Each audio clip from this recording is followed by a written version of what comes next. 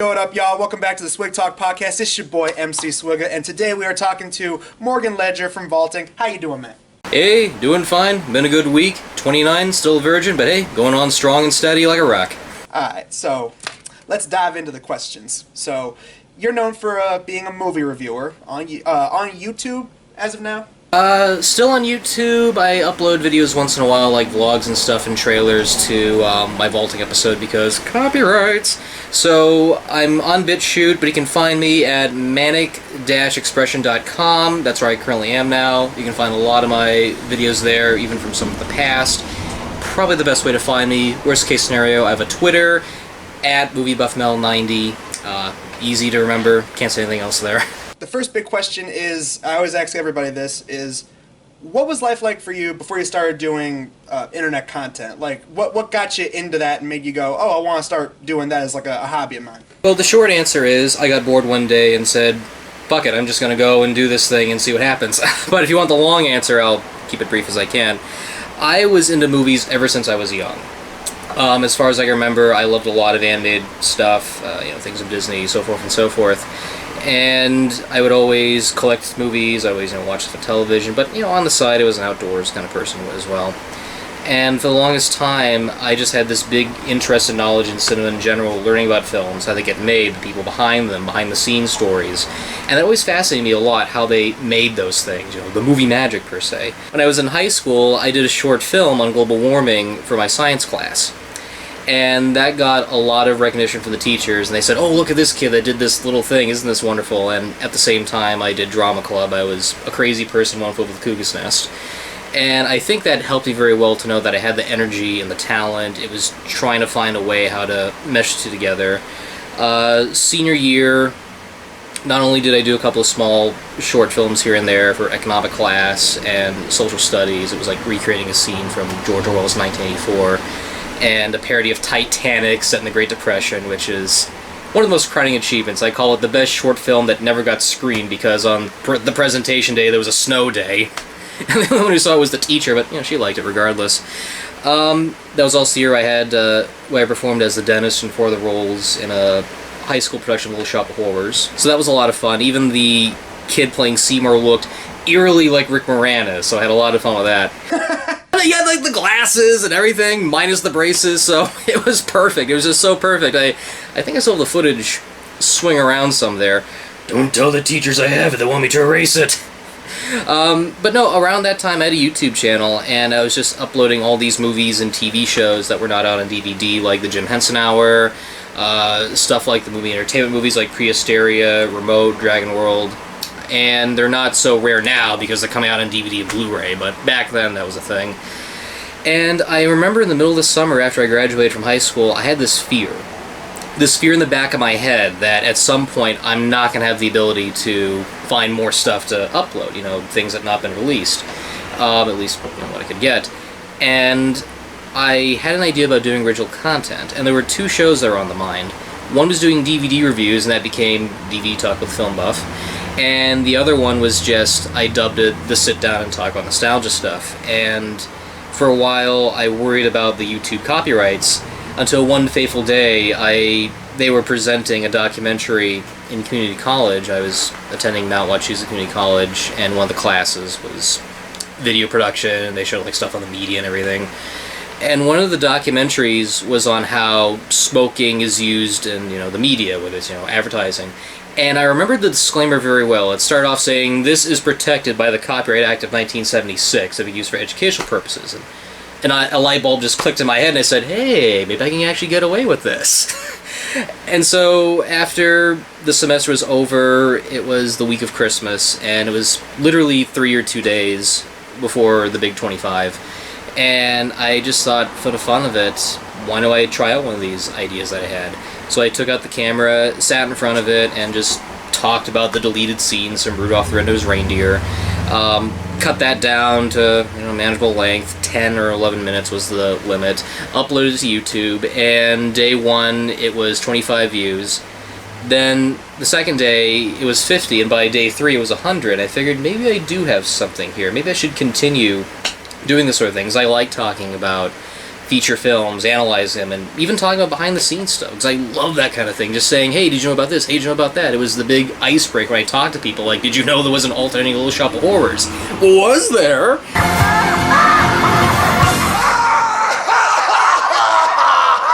I just didn't want that information to die. I didn't want it to fade. I wanted some sort of a record. At the same time, wanted to entertain people with it. And that's why I kept on doing it. And I'm surprised. I've been going for 10 years now, and I'm surprised I've gone this far. It's led me to meet up with some fantastic talents, some fantastic people. I just think back to that one day, and I think to myself, I didn't think this was going to go anywhere, but look where I am now. When you started doing these reviews, and you started developing a format, where did the name Vaulting come from? Well, that was easy. I kept battering around different names for the show, and one was just simply The Vault. Too generic. And I thought a little deeper, because I kept thinking back to that word vault.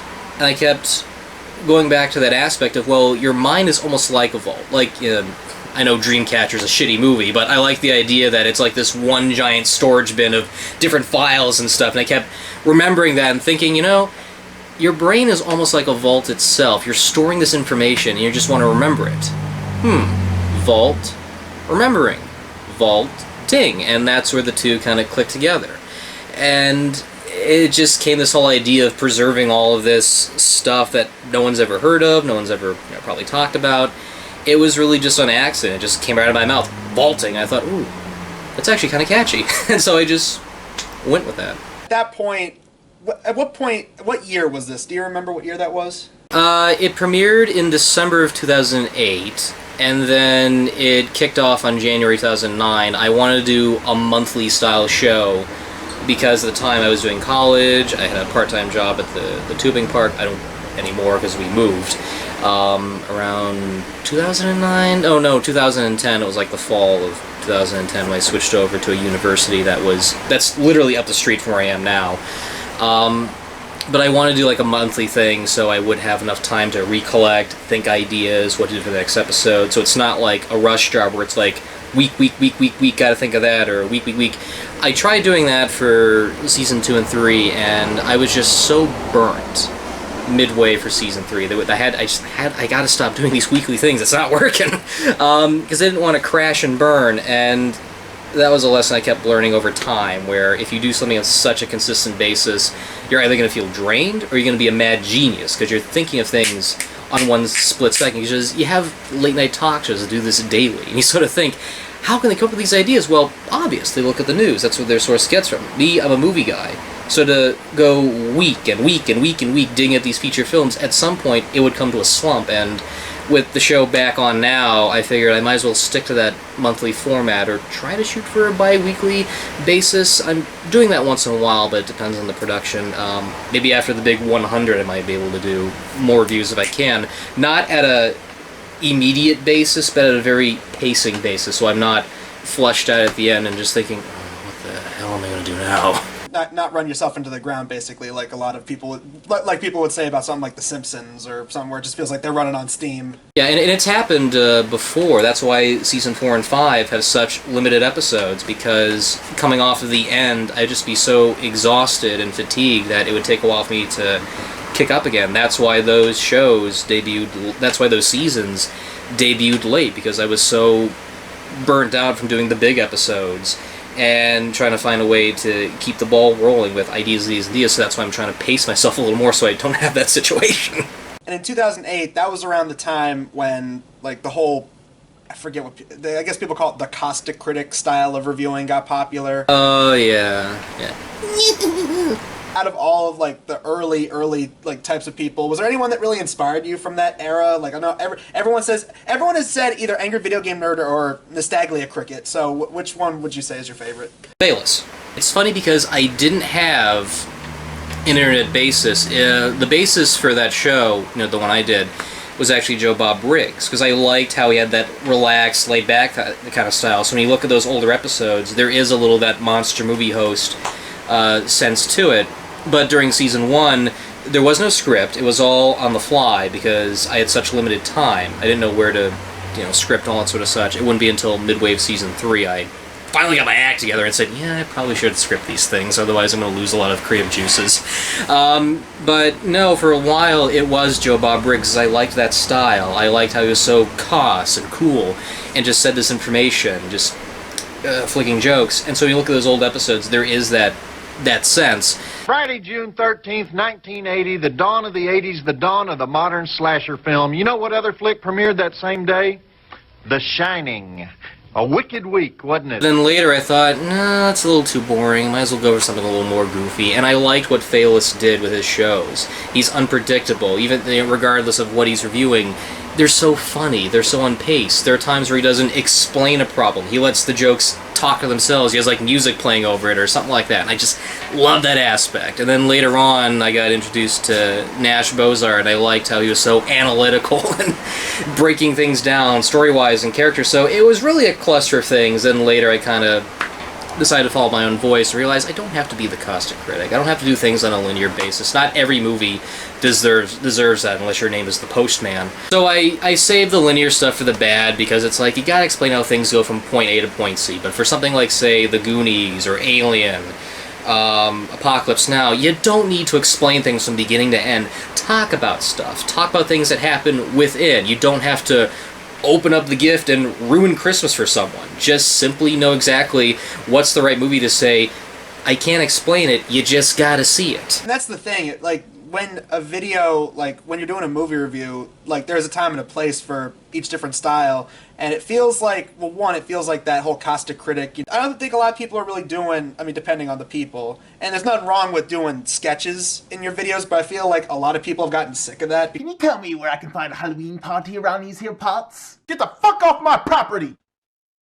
It's funny you should say that because I'm friends with Matt Brunet, aka Animat of Animation Look Back, and I showed him one of my recent episodes, the Return of the Jedi review, and he said, you are the only person, or actually one of the few reviewers out there who knows how to still make that work. It's great with one hand, but what about two?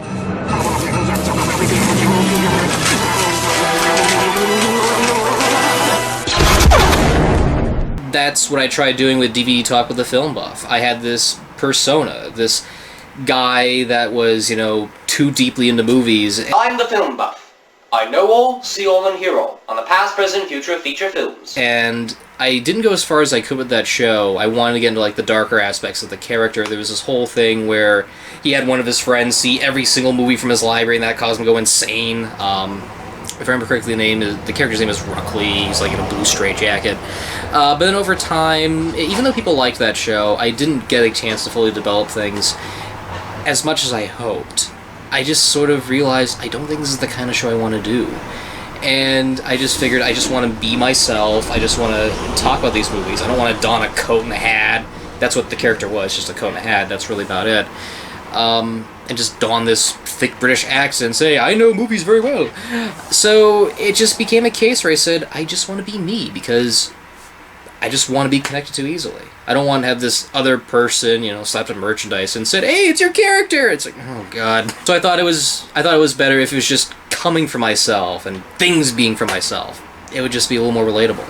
With Homeless Bobcat, it was a more interesting story. I was doing a cast commentary on the Christmas Carol episodes, and we were just making Bobcat Goldthwait impersonations because we were doing Scrooge, and it was making Dan Swallow crack up, and I realized I have a mission in life to make this guy crack now.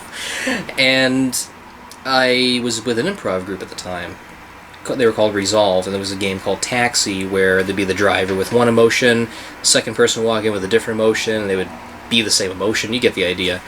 And so I was the last one, and it was a choice between either Surfer Dude or Homeless Guy. So the third person in front of me goes in, does like this laid back, hey, how you doing? I'm just going, oh man, I'm fucked. So I went with the homeless persona, and just right there on the fly, I was just, this voice kind of suddenly came out like that, just pitying all the people in the car, asking, what are you gonna do with your life and everything? And it just sort of came out just like that. And I even, when I was exiting out of the taxi, I did a little bit where I grabbed a cup and said, hey, can you spell something? I guess he put a napkin, like, yeah, that's close enough. And I realized, I got a character. I can't let this go to waste. And so I just thought of this happy, not really happy, but just this someone model after more like the Tramp, but with Bobcat Goldthwait's voice. He's very laid back, very kind. He just enjoys life for what it is. From there, the voice became less do an imitation of Bobcat and became more like, Fred Sanford from Sanford and Son. And I think I remember the original idea was that he was like the son of Norm the Grim Reaper, but that just kind of fell off the deep end when the story structure changed for the series. With Digit, it was a whole different case. He was a character I did for Huey's Animated Movie Reviews, but he was more hyperactive and strange, something like this. And so when I decided to bring him back for my show, for the Planet of the Apes review, I pictured him more like Davros, but pathetic. You know, like Invader Zim. He's the guy that wants to succeed. He wants to go far, but he always fails. And sure enough, this voice kind of came out of there. These thoughts of these plans and these thinkings and twistings. The hope that the hypothesis would say that I would go far, but there always seems to be the entire alternate hypothesis that things are not going to go as well as they please. Like the time I even tried to make a secondary set to Legos, but they came out with nothing but Duplos.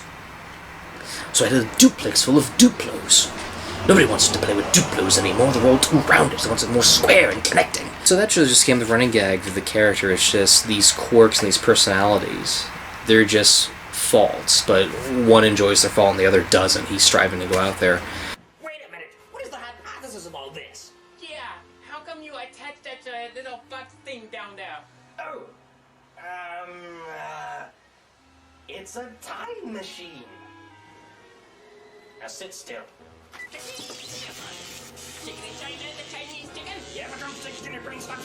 It's because the focus is not about the sketches or the comedy. For me, the comedy comes from you reacting to the movie. What sticks out to you? What you remember? What are moments that you think are worth talking about? And so I go off on that basis whenever I'm doing my shows.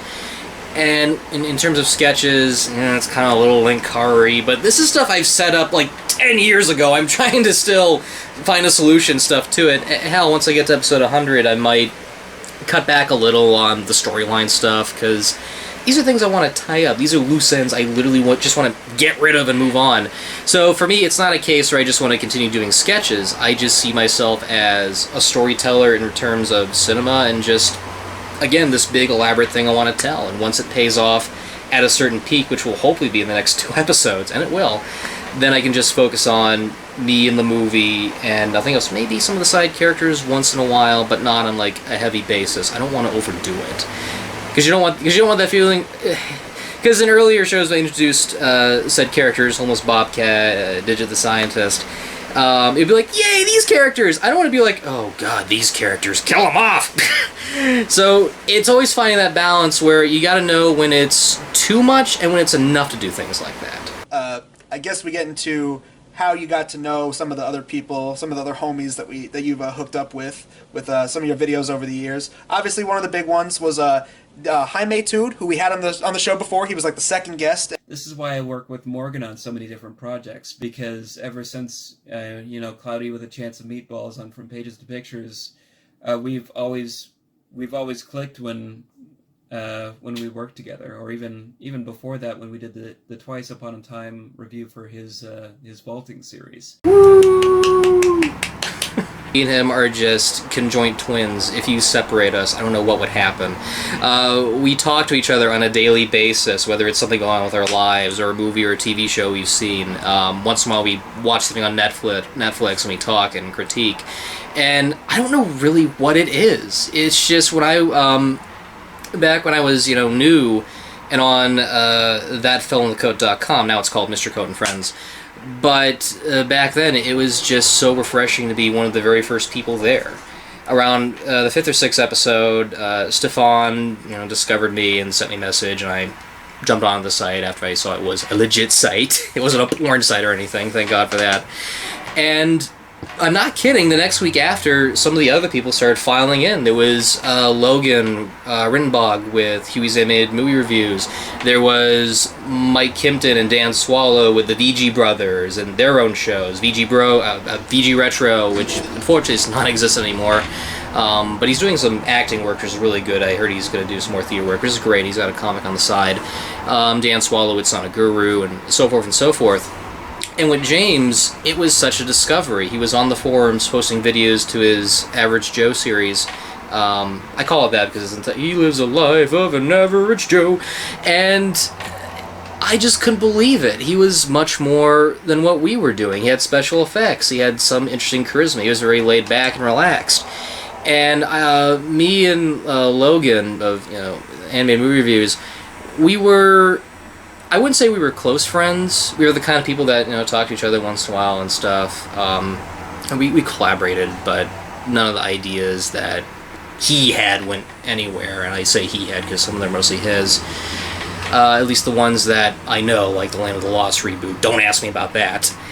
Even want to do one in Planet of the Apes. Thank God it didn't go off the rails. But no, here was this new guy, and me and him were sort of in a race to try and get him for our shows. And eventually James did one on the Adventures of Mark Twain, and eventually he did one on, with me, Twice Upon a Time. And years later, looking back on that, he told me, of the two, I still remember working the best with you, just having the most charisma and energy, and that just meant so much to me, and we just clicked. He had a great love for movies, I had a great love for film. He tried to make it big in the world of Hollywood. I didn't go far, but at the very best, I'm not upset about it. I'm doing what I can. So it's always important to have someone that shares the same mentality and the ideas you have, just to have that sense of creativity, at least somebody that knows you, gets you, knows what you're going for. There's some side projects I did, which I'm still trying to get off the ground. There's a novel that I wrote, and every time I write something, I send him a chapter, and he immediately eats it like a big eclair and enjoys, like, wow, this is great, I like this, maybe you should change it up a little bit, maybe, and I take that in good stride. I say, okay, that's a good idea, never thought of that. So it's always important to have someone that close to you that knows exactly who you are and the direction you have, so you get like a sense of, this is your target audience, someone that you're trying to connect with. And I don't know what it is, I don't know what really clicked, it's just me and him. It's impeccable. So this is something I always want to ask content creators, especially. Out of all your videos that you've done, like of your main series or any other side videos you've done over the years, what would you say was the one you enjoyed making the most, the one that you're most proud of, and then the one that you're like, no, this one's not that good? In terms of which one that I like the least, it would easily have to be the Seth and Alex Almost Alive comedy special, and that's because at the time I was trying to end the show on an even number. I had 13 episodes, I didn't want to go that route, very superstitious, and I was going to do the Star Wars holiday special, but somebody else did it, so now I gotta redo that. And I thought, oh, what else did I see? Oh yeah, the special that Seth MacFarlane did with his partner that voices Lois. It's a train wreck. It's me not doing fact-checking. It's me just sitting there and doing something for the sake of doing something, and I still cringe every time I think of that video. I can take on anything from Season 2, maybe Baby Secret Lost Legend from Season 3. That's one where I'm kind of going back and forth on. In terms of good episodes I remember working on, there's a couple of this year I do believe I had the most fun with, and it was the Return of the Jedi review, which came out earlier in May.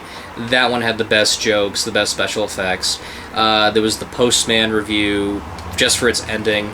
Just for its ending. The only reason I did that movie was just because I visualized exactly how I was going to conclude it, and it's just me in a bronze statue with someone presenting it. Because that's how the film ends, spoiler. And 2 years ago, we shot the 100 episode with a whole group of people. I'm not kidding. And it was such a danger to manage. I had everyone there with their own ideas, everything, trying to compile into this script. But the important thing is you have to know that everybody is, on your side, you know what you're doing, and if they're not, you have to somehow compensate for that. So it was a danger, but at the same time, it was a great eye-opening experience to work with a crew. I've worked with a crew before in college and university and such, but not on this kind of scale, because it was years apart from that, so it was a refresher to actually have people there doing lighting and camera and so forth. But, every time I do an episode, I keep thinking to myself, how am I going to top this? How am I going to top this? And then the next one happens, and I say, I know exactly what direction I'm going with this. Let's talk about, we already shouted out social medias at the beginning, but, we can shout out social medias again, also hype up some people for some upcoming projects you got, let people know what's in the works. Certainly. I have episode 99 already 80% edited. It's on the Black Cauldron Review. And it just needs the music, special effects, and everything. I already mentioned that I have episode 100 already shot and filmed. It's in the can. Just need to edit that once I get this one done.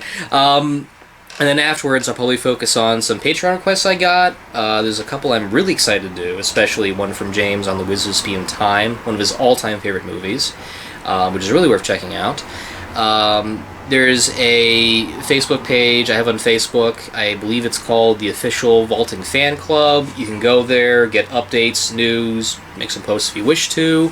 Again, you can follow me on Twitter at MovieBuffMel90. I have a YouTube channel, not too hard to find. I have a Patreon page if you want to see videos in advance or just get a special request or get some early access to deleted scenes and other goodies.